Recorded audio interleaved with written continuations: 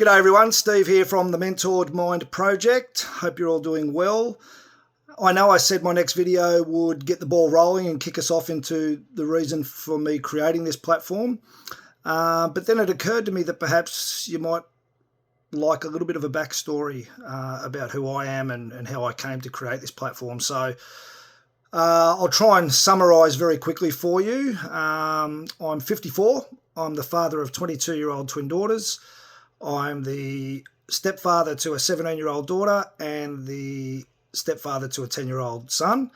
And I'm married to my beautiful Canadian wife, Sarah, who I will encourage to jump on here from time to time. Hopefully she will.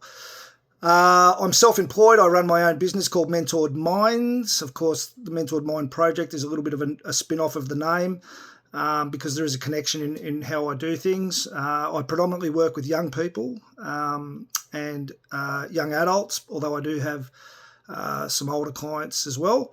And it's all about understanding how they think and what makes them tick and helping them to recondition some thoughts, helping them to build self-esteem and independence. And a lot of what we'll be talking about on this platform will help you to understand the way I do that.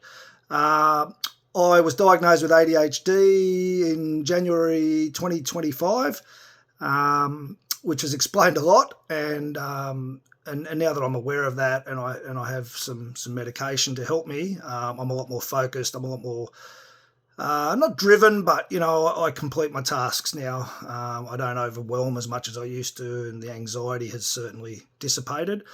And the main reason I went and got that diagnosis was I was on antidepressants for a few years, predominantly for anxiety. But obviously they reach a peak and you get to a point where they no longer work, and where do you go from there? So on the advice of a good friend, I went and got myself diagnosed and am now doing well as a result.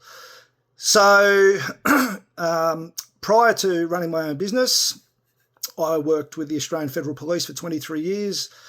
In March 2023, I was officially terminated for refusing the COVID-19 vaccination. The reason I tell you this is because I did, during that period from about 2021 to 2023, go through quite a severe state of depression. It was a very dark time in my life. I struggled through, and that's another reason why I decided to create this platform, because I want and to be open, to be vulnerable, because I want people to know that it's okay to be vulnerable and to be honest. I'm not going to go into all the detail of my opinions on vaccinations or any of that business because it's irrelevant. But nonetheless, I was terminated officially in March 2023, but there was a period of probably 12 to 18 months where I knew it was coming.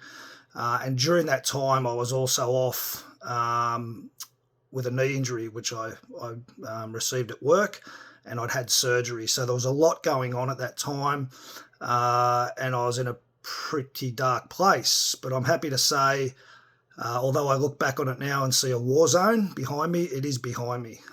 So I just am mindful that I've moved on, but I'm also grateful for that experience, believe it or not, because it did build some resilience, and I've now been able to focus again on what's important in life, and here we are.